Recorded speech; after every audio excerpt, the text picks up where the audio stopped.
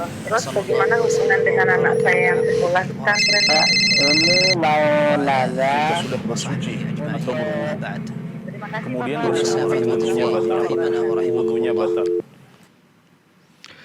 Bismillahirrahmanirrahim. Assalamualaikum warahmatullahi wabarakatuh.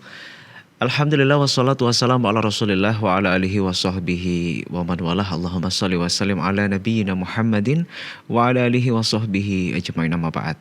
Pemirsa, pendengar dan juga penyimak live interaktif Fatwa TV, ahlan wa sahlan wa marhaban bikum. Selamat berjumpa kembali dalam program live interaktif kali ini untuk episode Jalan Lurus yang diampu oleh guru kita Ustadz Dr. Abdullah Roy MA, yang merupakan salah seorang anggota dari Dewan Fatwa Perhimpunan Al-Irsyad. Bagaimana kabar Anda pemirsa? Semoga selalu dalam keadaan sehat dan lindungan Allah tentunya. Dan malam hari ini selama kurang lebih 1 jam ke depan kita akan hadir dan memberikan kesempatan bagi siapapun Anda untuk bisa melakukan tanya jawab ya secara langsung kepada Ustadz. Dan ada 2 jalur yang bisa Anda manfaatkan. Jalur pertama adalah melalui website kami di www.dewanfatwa.com. Kemudian yang kedua, Anda bisa bertanya telepon secara langsung di line telepon kami 0331 544 6087. Dan kita batasi untuk satu penelpon, satu pertanyaannya karena kita akan berbagi dengan penanya lainnya. Malam hari ini kita live dari studio Fatwa TV Jember. Dan sudah hadir bersama kami di studio pemateri kita Ustadz Dr. Abdullah Roy. Kita sapa beliau terlebih dahulu. Assalamualaikum Ustadz. Waalaikumsalam warahmatullahi wabarakatuh. Ahlan wa sahlan. Ahlan bikum. Sehat Ustadz ya? Sehat, Masya Allah. Iyakumullah. Sehat antum? Alhamdulillah juga sehat. Barakallah fikum. Barakallah. Iyakumullah. Ya, malam hari ini kita juga berkesempatan menyapa beberapa rekan-rekan media yang merelay program kami. Di antaranya turut bergabung ada Radio Binbas Yogyakarta, Radio Sahabat Tegal, Radio MDFM Probolinggo, Radio Hang FM Batam, Radio Amuba Pangkal Pinang, Radio Sago FM Sumatera Barat, Radio Gema FM Bontang, kemudian juga Radio Al Hikmah Banyuwangi, Radio Tua FM Riau, Radio Madinah Caruban, dan juga Mas FM Sragen. Baik, sebelum kita bacakan, sudah ada beberapa pertanyaan masuk ke website kami. Sebelumnya kita akan perkenankan kepada pemateri kita Ustadz Dr. Abdullah Roy untuk menyampaikan satu nasihat pembuka. Nah, tafadhol Ustaz. Nah. Bismillahirrahmanirrahim. Alhamdulillah wassalatu wassalamu ala Rasulillah wa ala alihi wa sahbihi wa man walah. Alhamdulillah, kita bersyukur kepada Allah Subhanahu wa taala yang masih memberikan kepada kita kesempatan usia sehingga bisa kita gunakan untuk menambah bekal kita menuju pertemuan dengan Allah Azza wa Jal di hari kiamat. Para pemirsa Fatwa TV dimanapun antum berada, sebagaimana yang kita ketahui bahwasanya kita telah memasuki bulan yang agung, yaitu bulan Rajab. Termasuk di antara bulan haram yang seharusnya kita sebagai seorang muslim dan juga muslimah mengagungkan bulan ini karena Allah SWT telah memberikan kelebihan dan juga keutamaan secara umum terhadap bulan ini. Dan Allah SWT mengatakan, "Dzalika wa man yu'azzim sya'airallah fa innaha min taqwal qulub." Yang demikian, barang siapa yang mengagungkan syiar-syiar Allah, maka ini adalah termasuk ketakwaan di dalam hati. Cuma yang perlu kita sampaikan di sini bahwasanya tidak ada di sana hadis yang sahih yang menunjukkan tentang keutamaan secara khusus berpuasa di bulan Ramadan, di bulan Rajab maksud saya. Dan ini disampaikan oleh para ulama ahlul hadis. Di antaranya saya nukilkan di sini ucapan dari Ibnu Salah.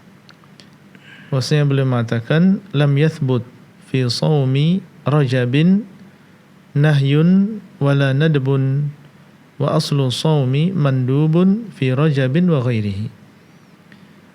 Tidak tetap atau tidak sahih di dalam berpuasa di bulan Rajab larangan ataupun anjuran.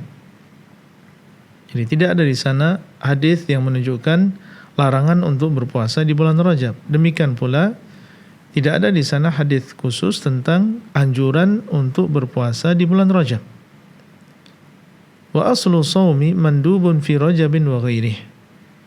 Dan asal dari puasa itu dianjurkan baik di bulan Rajab maupun di selain bulan Rajab. Ini ucapan Ibnu Salah. Al-Imam An-Nawawi rahimahullah mengucapkan ucapan yang hampir serupa dengan ucapan Ibnu Salah. Beliau mengatakan lam yathbut fi shaumi Rajabin nadbun wala nahyun bi'ainihi walakin aslu shaumi mandubun. Tidak sahih di dalam puasa Rajab anjuran ataupun larangan. Akan tetapi asal dari puasa ini adalah dianjurkan, yaitu kapan saja, baik di bulan Rajab maupun di selain bulan Rajab. Dikuatkan lagi oleh Ibnu Rajab Al-Hambali, kalau tadi An-Nawawi dari mazhab Syafi'i, Ibnu Rajab beliau mengatakan lam yasihha fi fadli shaumi Rajabin bi khususihi syai'un 'anin Nabi sallallahu alaihi wasallam wala 'an ashabihi. Tidak sahih, kata beliau, di dalam keutamaan berpuasa di bulan Rajab secara khusus sesuatu pun dari Nabi SAW. Jadi tidak ada di sana satu hadis pun yang secara khusus menunjukkan tentang keutamaan puasa di bulan Rajab. Wala an ashabihi, demikian pula tidak ada yang sahih dari para sahabat Nabi SAW yang mereka adalah orang yang paling semangat untuk melakukan amal saleh, mengikuti sunnah Nabi SAW. Tidak ada di sana ucapan seorang sahabat pun yang menunjukkan tentang keutamaan khusus berpuasa di bulan Rajab. Barang siapa yang melakukan puasa di bulan Rajab demikian dan demikian, maka akan mendapatkan pahala demikian dan demikian. Ini tidak ada dinukil dari para sahabat radhiyallahu taala anhum. Kita sebutkan di sini beberapa hadis yang dhaif atau yang palsu, yang tidak sahih dari Nabi SAW tentang masalah keutamaan bulan Rajab atau berpuasa di bulan Rajab. Contoh misalnya doa ketika memasuki bulan Rajab. Allahumma barik lana fi Rajabin wa Sya'bana wa ballighna Ramadan. Ya Allah, berkailah untuk kami di bulan Rajab dan juga Sya'ban, dan sampaikanlah kami kepada bulan Ramadan. An-Nawawi rahimahullah beliau menyebutkan bahwasanya isnad hadis ini adalah dhaif. Dan Syekh Al-Albani rahimahullah beliau mengatakan dhaif, yaitu lemah. Kemudian juga di sana ada hadis yang menunjukkan tentang keutamaan bulan Rajab, seperti hadis yang bunyinya fadlu syahri Rajabin ala syuhuri ka fadlil Qur'ani ala sairil kalam. Keutamaan bulan Rajab dibandingkan dengan bulan-bulan yang lain seperti keutamaan Al-Qur'an dibandingkan seluruh ucapan. Maka hadis ini adalah hadis yang maudhu'. Ibnu Hajar Al-Asqalani di dalam kitab beliau Al-Fawaidu Al-Majmu'ah, beliau menghukumi hadis ini adalah hadis yang palsu. Kemudian juga ada hadis yang lain diriwayatkan dari Nabi SAW, man sama yawman min Rajabin wa shalla fihi 4 raka'atin yaqra fi awwali raka'atin 100 marratin ayatal kursi wa fi raka'ati tsaniyah Qul wallahu ahad 100 marratin lam yamut hatta yara maq'adahu minal jannah au yura lahu. Yang artinya barang siapa yang berpuasa sehari di bulan Rajab dan salat di dalamnya 4 rakaat, membaca pada rakaat yang pertama ayat kursi 100 kali, kemudian rakaat yang kedua Qul wallahu 100 kali, tidaklah dia meninggal dunia sampai dia melihat tempatnya di surga atau diperlihatkan untuknya. Hadis ini adalah hadis yang maudhu', sebagaimana ini diucapkan oleh Al-Hafidz Ibnu Hajar Taib. Kemudian hadis yang terakhir yang kita sampaikan di sini hadis yang diriwayatkan dari Abdullah bin Abbas. Disebutkan saumu awwali yaumin min Rajabin kaffaratu 3 sinin. Berpuasa di hari yang pertama di bulan Rajab itu menebus dosa 3 tahun. Wa tsani kaffaratu sanatain. Hari yang kedua menebus dosa selama 2 tahun. Wa tsalitsu kaffaratu sanatin, dan hari yang ketiga itu menebus dosa selama 1 tahun. Thumma kullu yaumin syahran. Kemudian setiap hari di bulan Rajab itu menebus dosa selama 1 bulan. Hadis ini adalah hadis yang dhaif, hadis yang lemah, telah dilemahkan oleh Syekh Al-Albani rahimahullah ya di dalam silsilah al-hadis al-dhaifah. Nah, ini beberapa hadis yang tersebar di masyarakat kita yang di dalamnya ada keutamaan bulan Rajab dan juga keutamaan berpuasa di bulan Rajab, dan sebagaimana yang telah disampaikan oleh secara umum, secara global oleh para ulama, tidak ada di sana hadis yang sahih yang berkaitan dengan keutamaan secara khusus berpuasa di hari-hari di bulan Rajab. Cuma secara umum saja, secara global saja, bahwasanya bulan Rajab ini adalah bulan haram, dia adalah bulan yang mulia, maka beramal saleh di bulan ini memiliki kelebihan dibandingkan beramal saleh di bulan-bulan yang lain. Termasuk di antara amal saleh adalah membaca Al-Quran, kemudian juga berpuasa dan ibadah-ibadah yang lain. Demikian yang bisa kita sampaikan. Semoga bermanfaat. Wallahu ta'ala a'lam. Nah, Ustaz, Masya Allah, kita sampaikan terima kasih. Jazakallahu khairan Ustaz atas satu nasihat pembuka. Dan sekali lagi seperti yang disampaikan Ustaz, ini satu kesempatan bagi kaum muslimin, siapapun kita, memasuki bulan Rajab. Ini satu kesempatan yang luar biasa karena pahala ini dilipat gandakan Ustaz ya? Ya, dilebihkan dalam bulan ini, dalam ya. Nah, 4 bulan haram ini, salah satunya di bulan Rajab Ustaz. Nah, ini termasuk juga dengan dosa Ustaz. Iya. Apakah dosa juga nanti dilebihkan Ustaz? Iya, sebagaimana amal soleh ini diberikan kelebihan oleh Allah Azza wa Jalla pahalanya bagi orang yang melakukannya di waktu-waktu yang mulia, maka demikian pula dosa. Dosa juga berbeda nilainya. Tidak kita katakan berlipat ganda, tidak, tapi berbeda nilainya lebih besar. Karena dilakukan di waktu yang seharusnya seseorang beramal soleh, justru malah berbuat dosa. Ya. Barakallahu fikum. Ya, Ya. sekali lagi pemirsa, pendengar dan juga penyimak live interaktif Fatwa TV Jalan Lurus malam hari ini, kita buka kesempatan bagi Anda yang ingin bertanya secara langsung kepada Ustadz berkaitan dengan tema kita tentunya. Silakan line telepon sudah kami buka ya, 0331, jangan lupa kode area Kota Jember 0331544687, dan kami mohon bagi pemirsa penanya yang akan bergabung sebelum telepon untuk mengecilkan volume radio atau volume televisi Anda. Sambil menantikan penelpon Ustadz, kita akan bacakan dulu beberapa pertanyaan yang sudah masuk ke website kami di www.dewanfatwa.com. Pertanyaan pertama Ustaz datangnya dari hamba Allah di kawasan Kabupaten Kuningan, Jawa Barat. Ya. Assalamualaikum warahmatullahi wabarakatuh Ustaz. Assalamualaikum warahmatullahi wabarakatuh. Ustaz, sebelum merantau saya pernah memakai jimat. Setelah balik merantau, jimat tersebut saya kembalikan ke dukun tersebut. Tetapi setelah bertaubat dan belajar tauhid, saya baru tahu seharusnya jimat itu dibakar Ustaz.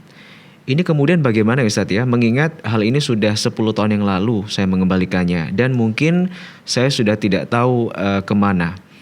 Sudah anti untuk datang ke dukun itu lagi. Apakah dengan taubat nasuha, dengan menyesal dan tidak mengulang lagi, hal tersebut sudah diterima taubatnya Ustadz tanpa menghancurkan jimat yang dulu tersebut? Barakallahu fikum.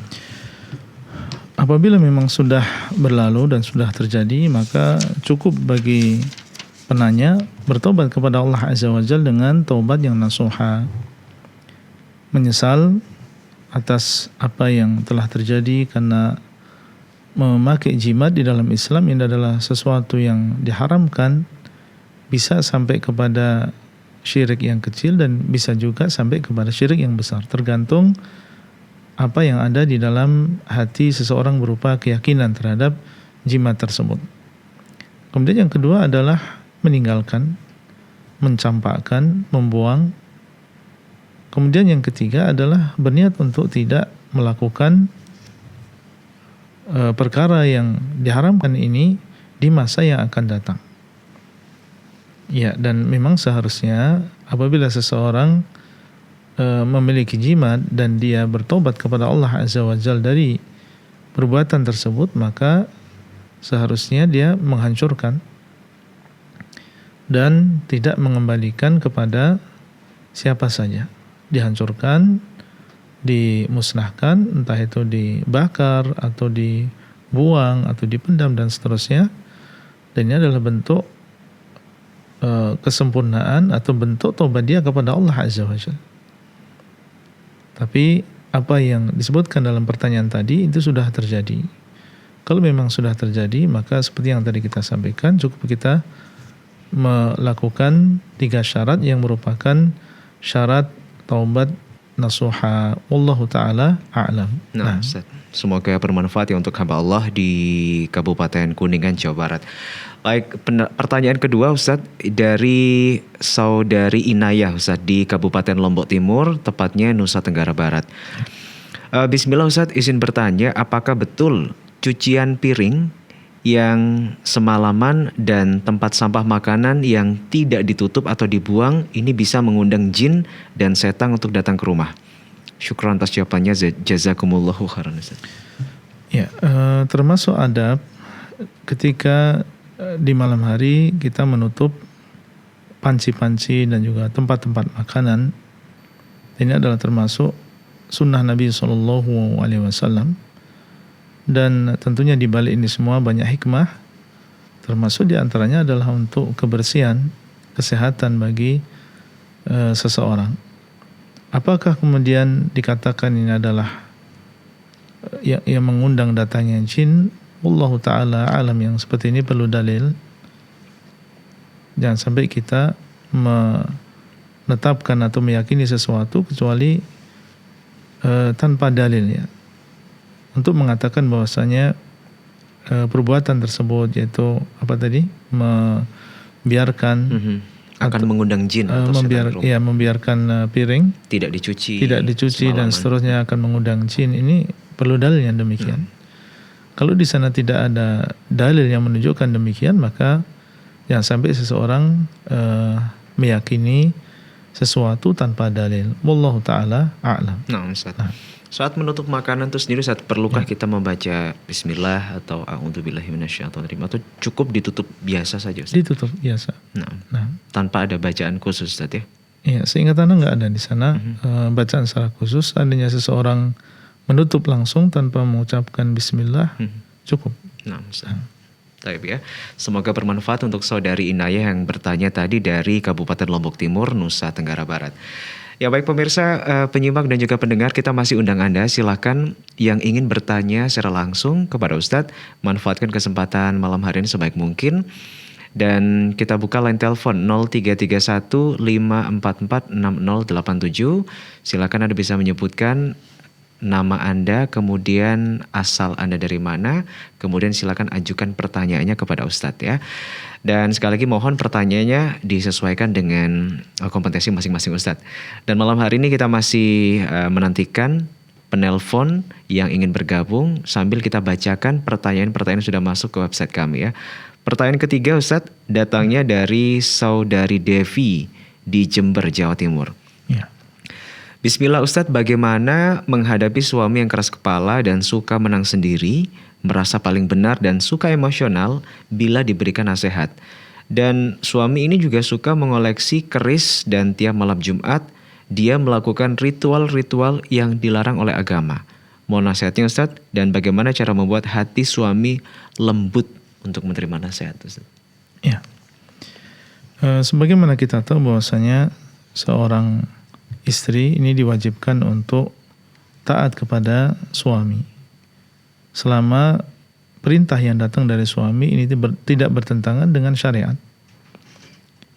Kemudian apabila di sana ada perkara perbuatan yang bertentangan dengan syariat yang dilakukan oleh seorang suami, maka seorang istri hendaklah dia berusaha untuk menasihati, mengingkari kemungkaran tersebut, karena keumuman dalil-dalil yang menunjukkan tentang melarang dari kemungkaran, sebagaimana firman Allah Azza wa Jal, kuntum khaira ummatin ukhrijat linnas ta'muruna bil ma'ruf wa tanhauna 'anil munkar wa tu'minuna billah.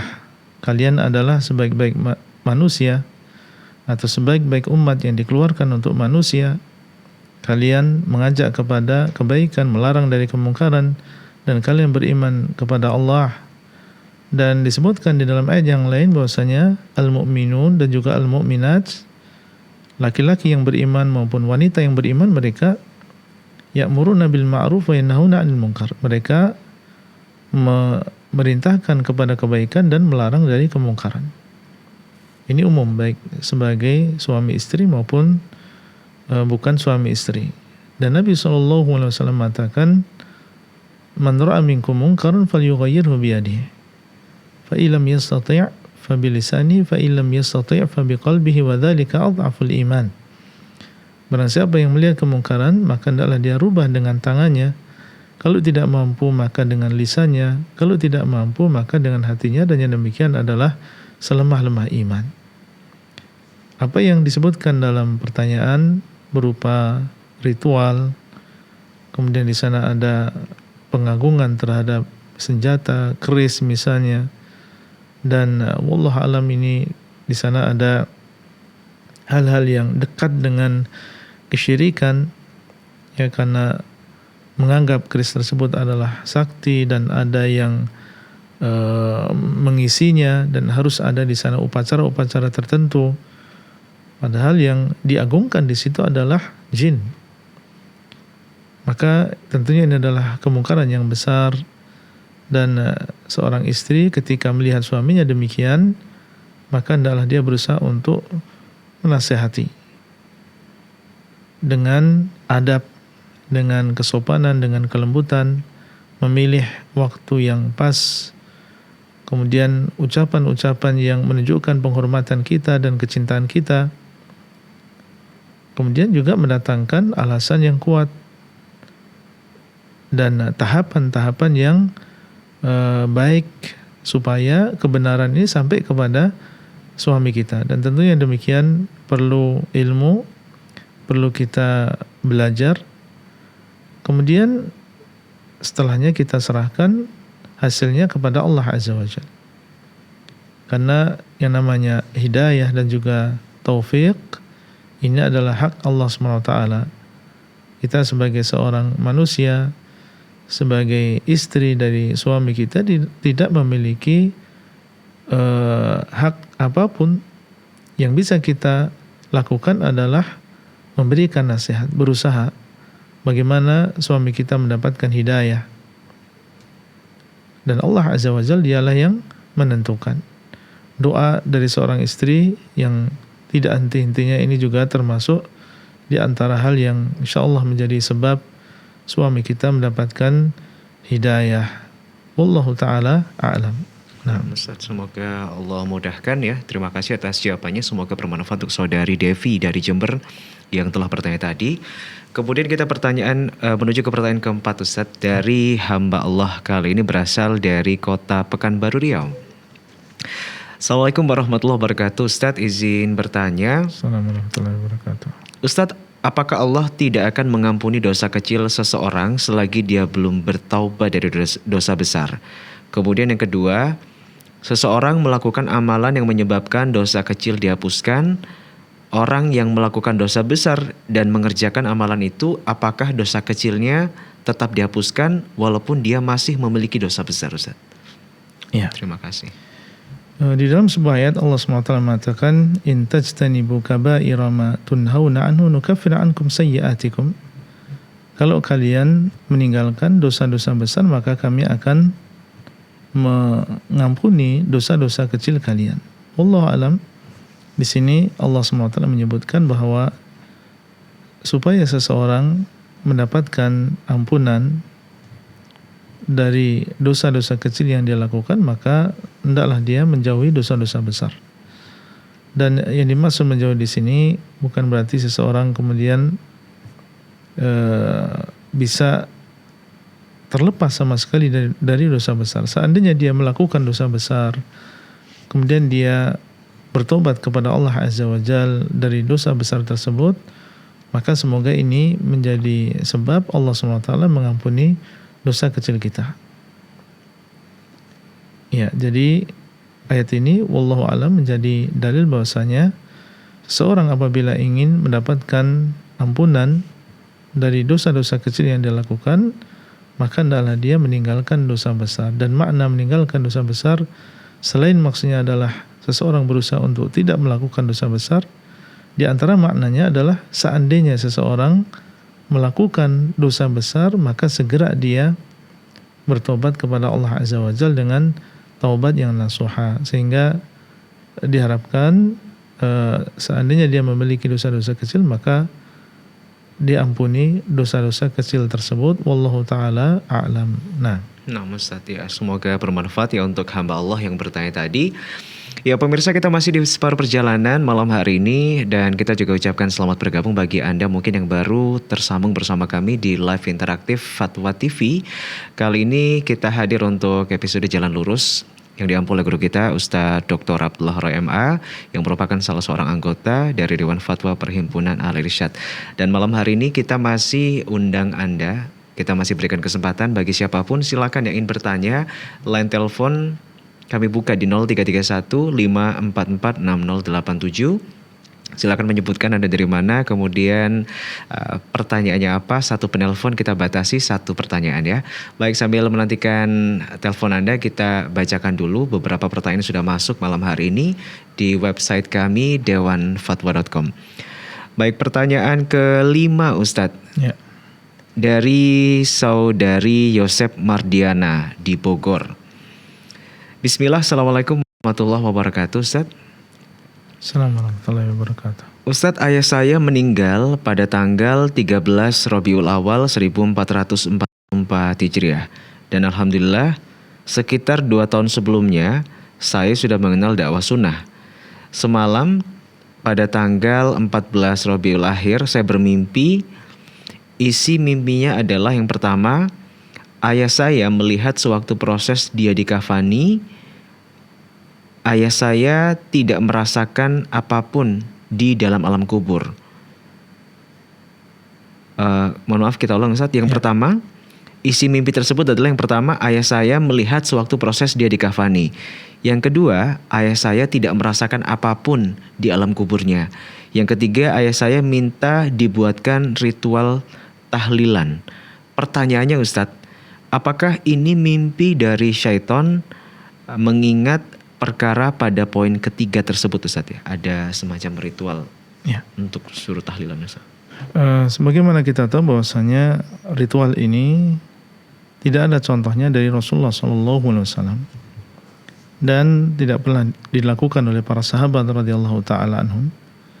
Sehingga kalau di dalam mimpi seseorang dia melihat bahwasanya orang tuanya meminta supaya diadakan di sana ritual tersebut, maka ini jelas ini bukan mimpi yang baik. Ini adalah berasal dari syaitan yang ingin menyesatkan manusia dari jalan mimpi. Ini adalah syaitan yang ingin menyesatkan manusia dari jalan mimpi, sehingga tidak boleh bagi seseorang untuk melaksanakan apa yang dia lihat di dalam mimpi tadi. Meskipun di situ dia mengaku itu adalah bapaknya dan minta untuk diadakan di sana ritual tahlilan, maka tidak boleh dia mengikuti apa yang dia dengar di dalam mimpi tersebut, karena itu bertentangan dengan petunjuk Rasulullah SAW.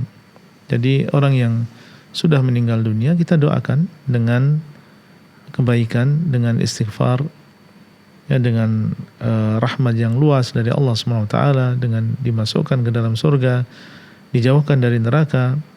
Kalau kita ingin bersedekah atas nama orang tua kita yang meninggal, tidak masalah. Ini adalah termasuk yang dianjurkan dan bentuk bakti kita kepada kedua orang tua. Demikian pula kalau kita mau menghajikan orang tua atau mengumrohkan orang tua, ini termasuk amal soleh yang bisa dilakukan oleh seseorang atau seorang anak yang masih hidup untuk orang tuanya yang sudah meninggal dunia. Wallahu ta'ala a'lam.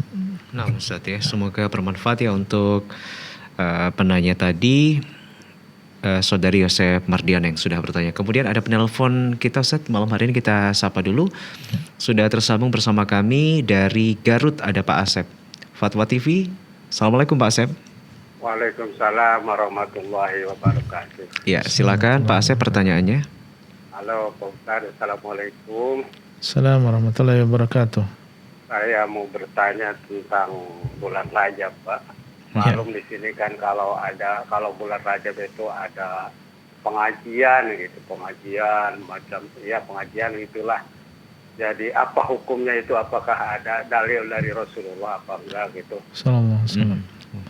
Pengajian maksudnya membaca Al-Quran atau itu Al-Quran, terus ya ceramah gitu dengan tema-tema Rajab gitu. Gitu. Jadi setiap bulan Rajab itu ada gitu. Apa itu hukumnya, boleh atau apa enggak? Baik. Bulan Rajab ya memperingati Isra Mi'raj gitu. Kalau dia memperingati bulan Rajab seperti itu Pak ya. Ya. Oke, baik. Terima kasih Pak Asep.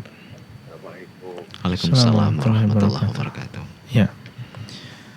Sebagaimana kita tahu bahwasanya Rajab ini memiliki keutamaan, dan tadi sudah kita sebutkan di awal, secara umum kita bersemangat untuk beramal soleh di bulan Rajab ini dengan berbagai amal soleh seperti berpuasa atau membaca Al-Quran atau menuntut ilmu. Maka ini secara umum didorong dilakukan di bulan haram. Di antara bulan-bulan haram termasuk di antaranya adalah di bulan Rajab. Kalau misalnya maksud dari ceramah-ceramah tersebut adalah ingin mengingatkan manusia tentang keutamaan bulan Rajab dan supaya mereka bersemangat untuk beramal di bulan Rajab ini ya dengan sesuai dengan petunjuk Nabi SAW, maka tidak masalah. Seperti yang tadi kita sebutkan di awal dan juga dalam momen-momen yang lain kita sampaikan tentang keutamaan bulan Rajab. Kita tunjukkan manusia sunnah Nabi SAW di dalam masalah bulan Rajab ini.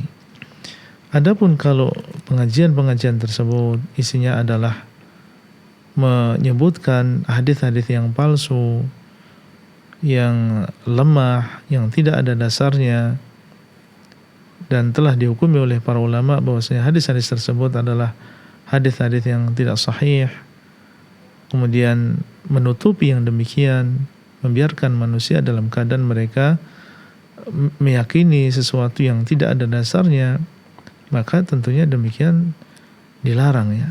Hati-hati seseorang dalam menyampaikan hadis-hadis dari Nabi SAW. Karena dalam sebuah hadis Nabi SAW mengatakan, "Man kadzaba alayya muta'ammidan falyatabawwa maq'adahu minan nar." Barang siapa yang berdusta atas nama diriku dengan sengaja, maka hendaklah dia mengambil tempat duduknya di dalam neraka. Dan dalam hadis yang lain, beliau SAW mengatakan, "Man haddatha anni bihadithin yara annahu kadhibun, fahuwa ahadul kadhibin," atau kama qala SAW. Barang siapa yang menceritakan dariku dengan sebuah hadis yang dia tahu bahwasanya itu adalah dusta, maka dia adalah salah satu di antara para pendusta. Dan tentunya dusta ini adalah sifat yang tercela, apalagi berdusta atas Nabi SAW. Oleh karena itu yang perlu kita tekankan di sini hendaklah kita mengagungkan bulan Rajab, tetapi dengan cara yang disunahkan oleh Nabi SAW. Bagaimana caranya? Semangat untuk beramal secara umum, termasuk diantaranya adalah bersedekah ataupun melakukan puasa di bulan Rajab ini. Ada pun yang disebutkan dalam pertanyaan tadi, seseorang memperingati Isra dan Mi'raj, ya. Tadi disebutkan dalam pertanyaan memperingati Isra dan Mi'raj di bulan Rajab ini, maka ini sesuatu yang tidak dicontohkan oleh Nabi SAW. Isra dan juga Mi'raj ini adalah mukjizat yang Allah SWT berikan kepada Rasulullah SAW. Namun memperingati peristiwa yang besar tadi, ya, maka ini tidak pernah dicontohkan oleh para sahabat radhiyallahu taala anhum. Nah, wallahu taala a'lam. Baik Ustaz, semoga bermanfaat ya untuk Pak Asep yang tadi bertanya di Garut ya. Silakan yang lain, kita masih berikan waktu dan juga kesempatan malam hari ini.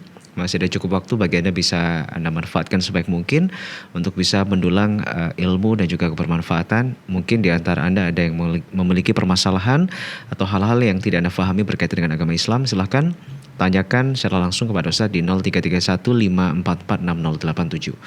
Baik, sambil menantikan penelpon berikutnya, kita akan bacakan kembali Ustaz pertanyaan dari saudari Umi dari Kabupaten Kuburaya, Kalimantan Barat, Ustaz. Assalamualaikum warahmatullahi wabarakatuh, Ustaz. Ada beberapa hal yang ingin saya tanyakan.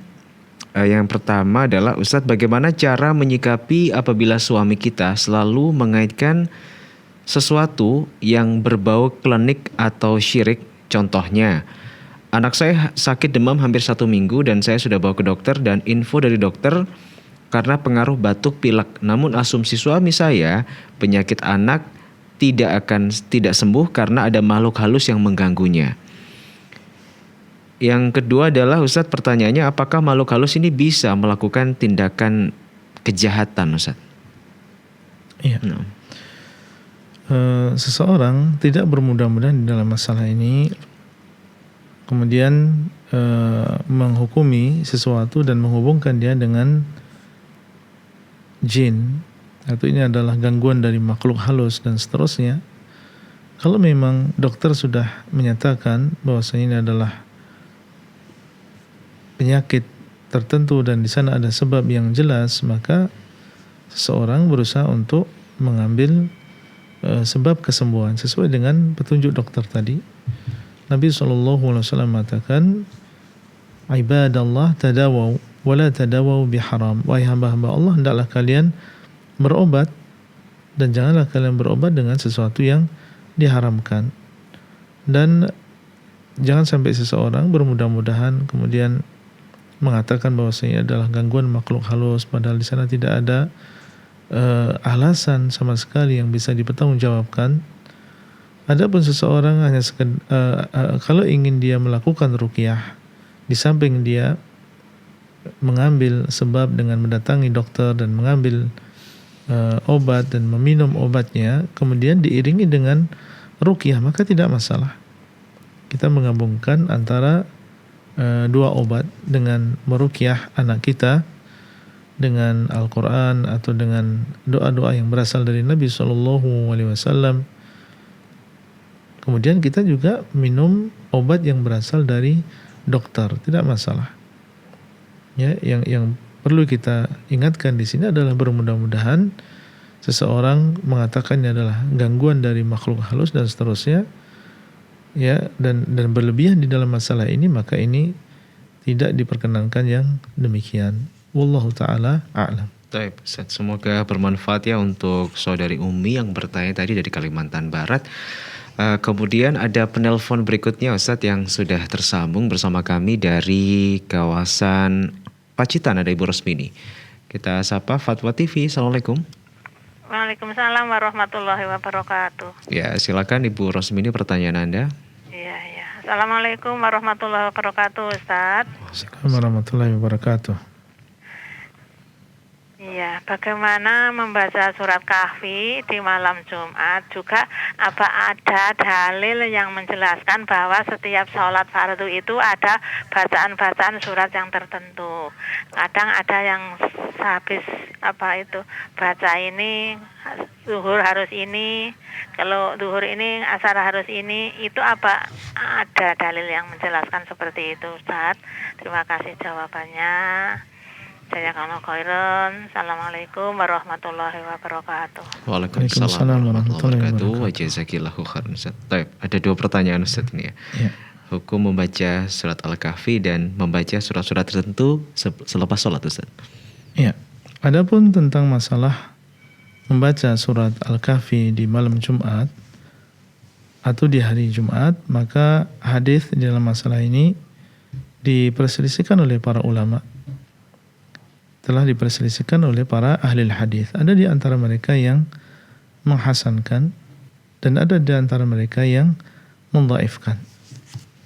Dan ini adalah permasalahan yang biasa terjadi di antara muhaditsin, ahlul hadis. Mereka berselisih pendapat tentang kesahihan hadis.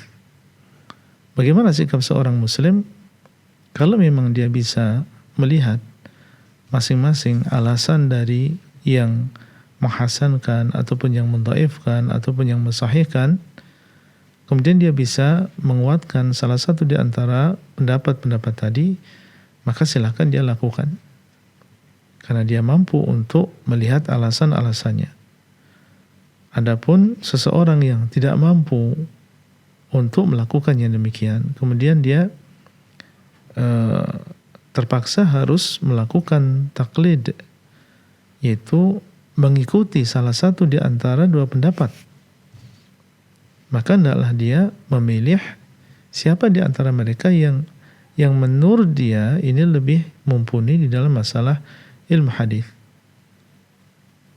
Iya, jangan dia mengikuti hawa nafsunya, tapi dia lihat siapa yang lebih mumpuni di antara para ulama tadi menurut pandangan dia, kemudian dia mengikuti pendapat tersebut.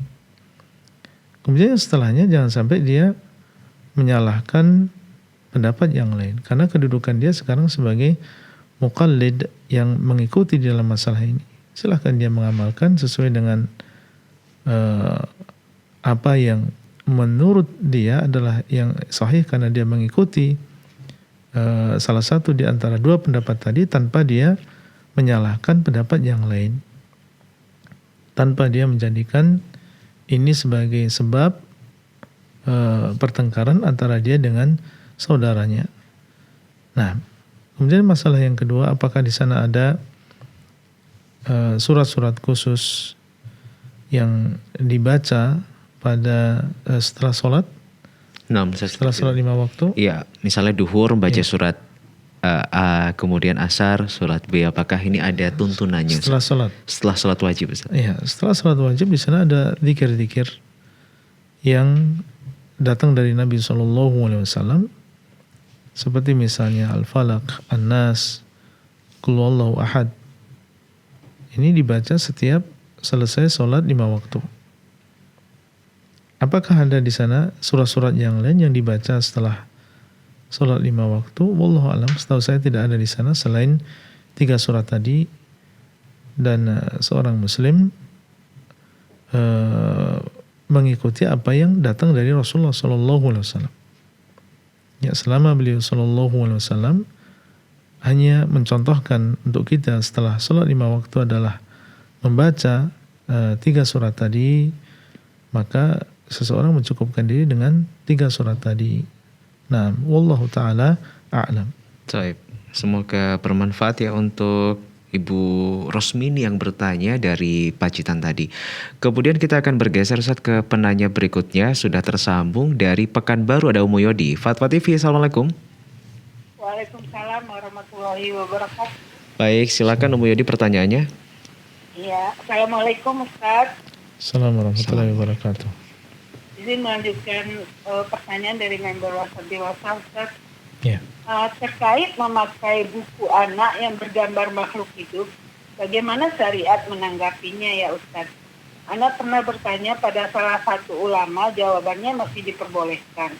Namun melihat hasil fatwa terkait film kartun anak jadi agak ragu. Kemudian apa hukumnya kita membuat avatar di WA, di WhatsApp? Avatar itu seperti kartun, Ustaz, kartun gambar manusia. Ya, udah Ustaz, itu aja. Syukron, jazakallahu khairan. Assalamualaikum. Waalaikumsalam warahmatullahi wabarakatuh. Ya.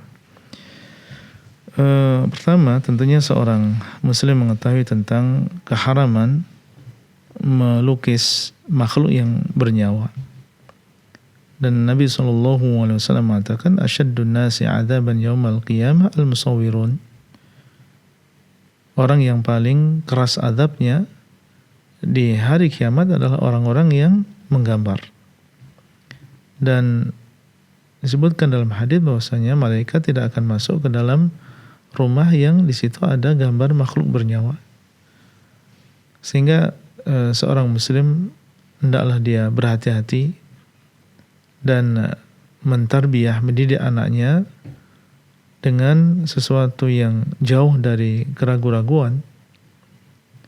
Selama di sana masih ada cara untuk mendidik dan mentarbiyah anak kita dengan sesuatu yang boleh, sesuatu yang bisa, sesuatu yang bisa menyampaikan kepada tujuan dan terlepas dari kemaksiatan, terlepas dari keraguan-raguan, maka hendaklah seseorang melakukannya. Alhamdulillah bisa seseorang apabila ingin mengajari anaknya nama-nama benda atau mengajari anaknya kisah-kisah para nabi tanpa harus melukis makhluk yang bernyawa, itu bisa dilakukan. Ya, dan alhamdulillah di sini terbuka dan insya Allah masing-masing dari kita bisa ya mencari di internet atau di media yang lain ya sesuatu yang lepas dari dosa ketika seseorang mengajarkan anaknya sesuatu. Oleh karena itu sekali lagi dalam hal ini kita perlu berhati-hati selama kita masih bisa mencari atau menggunakan media yang selamat dari keraguan-raguan, selamat dari dosa, maka adalah kita lakukan. Jangan kita bermudah-mudahan di dalam masalah ini sehingga anak kita tumbuh menjadi seseorang yang bermudah-mudahan di dalam masalah gambar ini. Nah, tadi ada pertanyaan yang kedua. Yang kedua ini berkaitan dengan membuat avatar Ustaz di handphone Ustaz. Gimana itu? Jadi avatar ini semacam kartun animasi, misalnya kita menggambar atau mendeskripsikan diri kita sendiri Ustaz. Misalnya warna kulit kita, mata kita, rambut kita. Ini dijadikan semacam kartun Ustaz di handphone. Itu ada aplikasinya sekarang. Apakah hal ini diperbolehkan? Ya, seperti yang tadi kita sampaikan, seseorang berhati-hati. Ya, kalau dia ragu-ragu maka hendaklah dia tinggalkan. Nabi SAW mengatakan, "Da' yaribuka ila ma la yaribuk." Hendaklah engkau tinggalkan apa yang menjadikan kamu ragu kepada sesuatu yang tidak kamu ragu. Wallahu ta'ala a'lam. Nah, Ustaz ya. Semoga bermanfaat ya untuk Umu Yodi yang bertanya dari Pekanbaru Riau. Kemudian kita bacakan kembali Ustaz pertanyaan yang sempat kita bacakan di website dewanfatwa.com. Pertanyaan berikutnya dari Saudara Masrul Syafri Ustaz dari Kota Padang, Sumatera Barat. Bismillah, Assalamualaikum warahmatullahi wabarakatuh Ustaz. Semoga Ustaz selalu dalam rahmat Allah. Amin ya rabbal alamin. Ustaz, ada dai yang mempromosikan parfum yang katanya bisa menjadi ru'yah secara otomatis kalau dipakai. Apakah hal ini termasuk syirik Ustaz? Syukron. Parfum yang otomatis menjadi ruqyah Ustaz. Nah, artinya kalau dipakai oleh seseorang bisa mungkin otomatis meruqyah. Jinnya hilang gitu atau gimana? Mungkin efeknya jinnya jadi takut. Allah atau seperti apa Ustaz? Iya. Perlu hati-hati yang demikian. Dan dai yang seperti ini perlu kita waspadai. Karena tentunya amalan yang seperti ini adalah sesuatu yang baru ya, yang muhdats. Seseorang meruqyah dengan parfum. Ruqyah jelas di dalam agama kita, seseorang meruqyah dengan membacakan Al-Qur'an atau dengan hadis-hadis Nabi SAW atau dengan ucapan kita selama tidak ada di sana kesyirikan. Bisa juga dengan seseorang membacakan di dalam air, yang membacakan ayat kursi atau Al-Fatihah atau ayat Quran kemudian diminumkan kepada seseorang. Ini cara-cara yang ma'ruf, yang diperbolehkan yang demikian. Adapun yang disebutkan dalam pertanyaan tadi, meruqyah dengan parfum, wallahu taala a'lam. Kita perlu hati-hati dengan cara yang demikian. Kita perlu waspadai dai yang mengajak kepada perkara tersebut, dan kembali kita kepada sesuatu yang jelas di dalam agama ini. Wallahu taala a'lam. Nah. Semoga bermanfaat ya untuk saudara Masrul Syafri yang bertanya dari Padang tadi. Masih tersisa waktu di menit-menit terakhir, jadi manfaatkan mungkin bagi Anda pemirsa yang ingin bertanya secara langsung kepada Ustadz, silakan. Line telepon masih kami buka 0331 544 6087. Kemudian kita bacakan pertanyaan berikutnya Ustadz dari hamba Allah di Kabupaten Tuban, Jawa Timur. Bismillahirrahmanirrahim. Assalamualaikum warahmatullahi wabarakatuh. Ustadz, pertanyaan saya, kalau kita terkena ain dari si fulan, apakah si fulan ini berdosa Ustadz? Syukran, jazakallah khair Ustadz. Iya, terkadang tidak kemudian kita katakan dia berdosa ya. Kalau misalnya dia melihat sesuatu, kemudian tanpa dia mengucapkan Masya Allah dan dia kagum, terheran-heran dengan sesuatu tersebut, tidak mengucapkan Masya Allah, la quwata illa billah, kemudian seseorang terkena ain, maka tidak serta-merta kemudian kita katakan dia berdosa. Al-ain adalah sesuatu yang hak, itu adalah benar-benar terjadi. Cuma tidak kemudian kita katakan orang yang menjadi sebab seseorang terkena ain kemudian dia berdosa. Kecuali kalau memang ain tersebut disebabkan karena hasad. Hasad, dan hasad ini adalah dosa.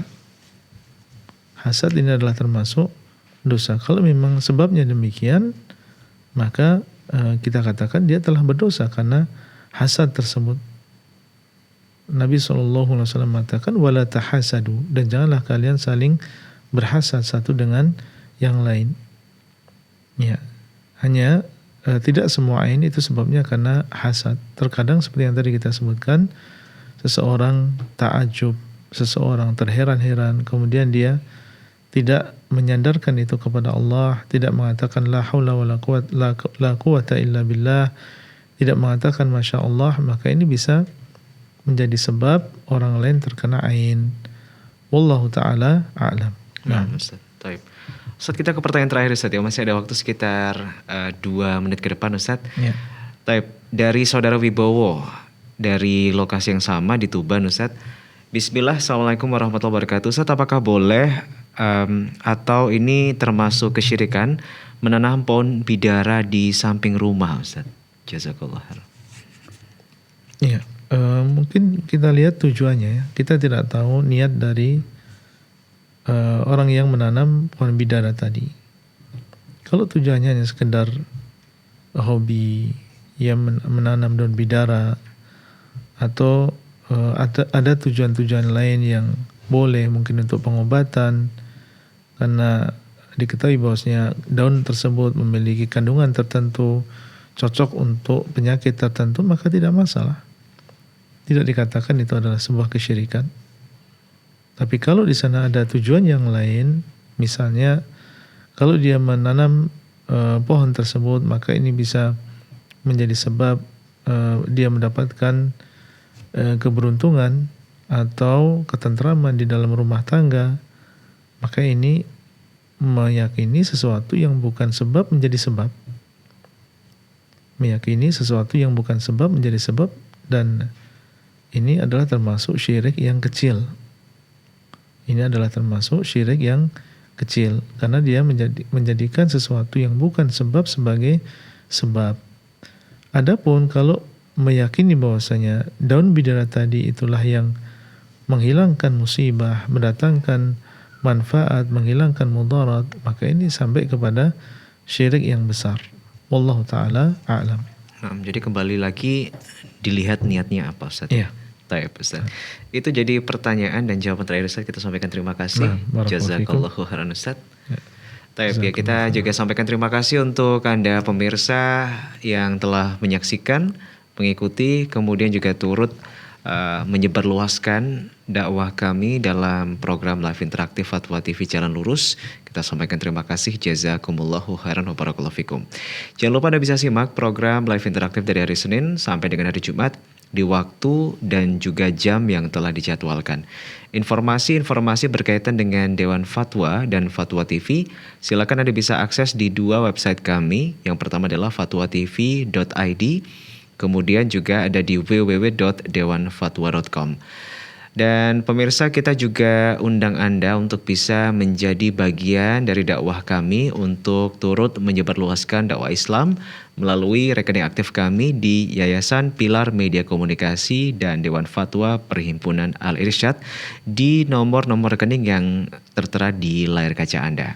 Dan jangan lupa untuk konfirmasi di nomor WhatsApp 0838 0600 0003.